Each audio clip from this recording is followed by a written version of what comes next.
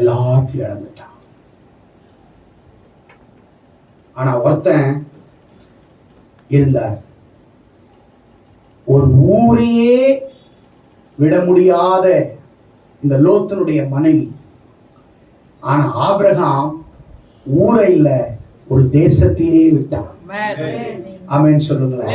ஆண்டவன் சொன்னார், பாப்பா ஊர் என்கிற கல்தேர் பட்டணத்திலிருந்து மகிமையின் தேவன் பிரசன்னமாகி அழைத்த பொழுது தன் தகப்பன், தன் சகோதரர் லோத்தினுடைய குமாரன் தன்னுடைய உடைமைகளை எடுத்துக்கொண்டு பாபிலோனில் இருக்கிற கல்தேர் என்கிற பட்டணத்தை விட்டு மகிமையின் தேவன் காண்பிக்கிற அந்த கானானுக்குள் பிரவேசிப்பதற்கு ஊரை விட்டான், உடைமைகளை விட்டான், உறவுகளை விட்டான், உற்றாரை விட்டான், அயலகத்தாரை விட்டான், தேசத்தை விட்டான்.